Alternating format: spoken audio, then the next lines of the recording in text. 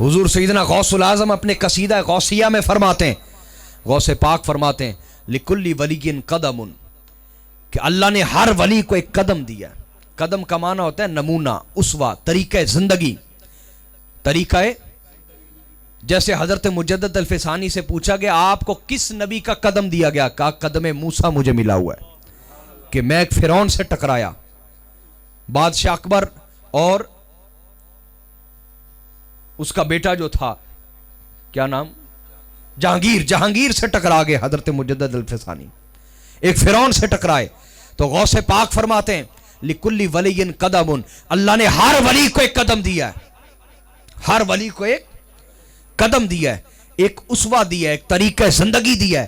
ہر ولی کسی نہ کسی نبی کے طریقہ زندگی پہ ہوتا ہے۔ جس نبی کے مثلا کسی کو قدم موسیٰ ملا ہے تو اس کی زندگی حضرت موسیٰ کی طرح ہوگی، اس کی کرامتیں حضرت موسیٰ کے معجزات کی طرح ہوں گی، اس کا طریقہ زندگی حضرت موسیٰ کی طرح ہوگا۔ تو غوث پاک فرماتے ہیں اسی طرح اگر کسی کو قدم یحییٰ ملا ہے تو وہ شادی نہیں کرتے، وہ ولی شادی نہیں کرتے، تجرد کی زندگی گزارتے، دنیا سے منقطع اور جدا رہتے ہیں۔ یہ حضرت یحییٰ کا طریقہ تھا۔ سمجھ آ رہی کہ نہیں آ رہی؟ تو غوث پاک نے فرمایا لِكُلِّ وَلِيٍّ قَدَمٌ، اللہ نے ہر ولی کو ایک قدم دیا ہے، نبی کا قدم دیا ہے۔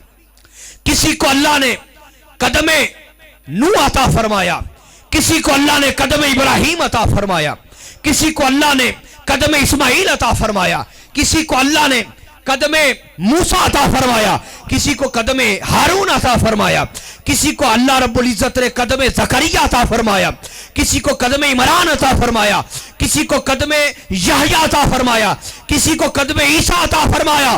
ہر ولی کو ایک قدم اور اسوہ زندگی دیا۔ فرمایا جب میری باری آئی تو اللہ نے مجھے کسی اور نبی کا قدم نہ دیا۔ فرمایا وَإِنِّي عَلَىٰ قَدَمِ النَّبِيِّ بَدْرِ الْكَمَالِ، جب میری باری آئی تو اللہ نے مجھے قدم محمد مصطفیٰ عطا فرمایا ہے۔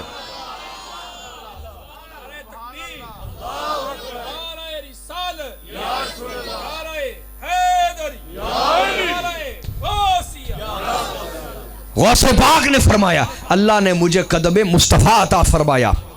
یہی وجہ ہے کہ جس طرح ذات مصطفیٰ میں اللہ نے تمام نبیوں کی صفات کو جمع کیا، اس طرح ذات غوث العظم میں تمام اولیاء کی صفات کو اللہ نے جمع فرما دیا۔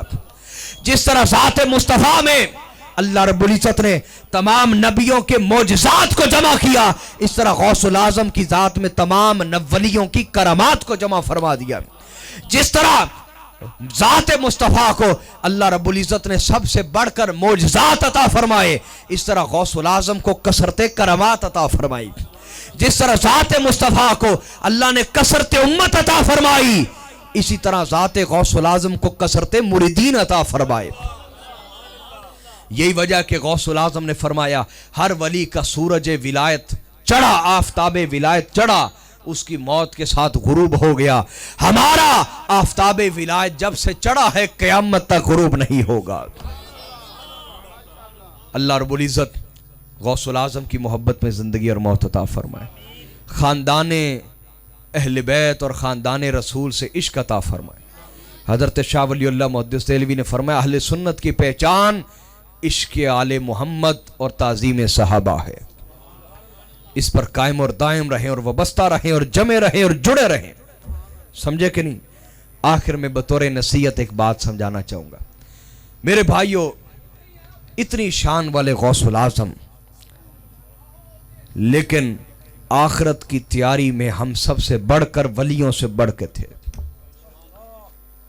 اور ہم جن کے پاس کوئی سند نہیں، کوئی گارنٹی نہیں، ہم غفلت سستی اور کاہلی میں سب سے بڑھ کر ہیں۔ اپنے گریبانوں میں جھانکیں میرے بھائیوں، میرے بزرگوں، موت کا وقت قریب ہے،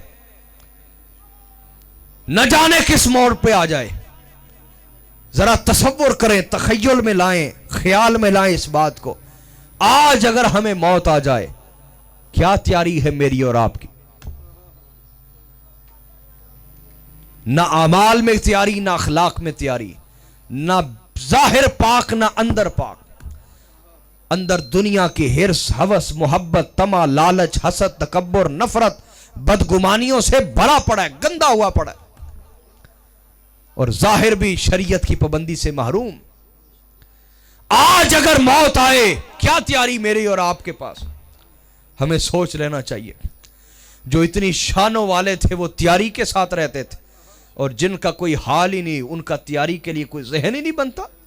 कैसी बदबख्ती है, एक शख्स गिलाफे काबा पकड़ के रो रहा है और कह रहा है, बारी ताला अगर तूने क़यामत वाले दिन मुझे माफ नहीं ना करना तो मुझे फिर अंधा उठाना, मैं तेरा तो क्या तेरी मखलूक का भी सामना नहीं कर सकता। यूं तड़प तड़प के रो रहा है। रावी बयान करता है कि मैं उस पे तरस खा बैठा। मैंने कहा, इतना रोने वाला कौन है, ऐसा गुनहगार कौन है? कहता, मैं आगे बढ़ा, जब मैंने उसको पलटाया देखा तो वो इमामुल औलिया सैयदना गौसुल आजम थे,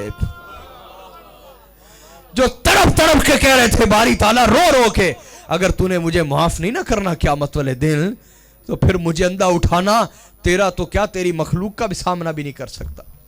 मेरे भाइयों, आज रो लें, तौबा कर लें, आज वक्त है, रोएं और तौबा करें, अपना अकीदा पक्का करें, आले मोहम्मद से जुड़े, ताज़ीम सहाबा में ज़िंदगी गुजारें, एहतराम औलिया में ज़िंदगी गुजारें, आमाल में सबसे बढ़कर नमाज उसको शुरू करें, दुरूद व सलाम है उसको शुरू करें, अल्लाह का जिक्र शुरू करें।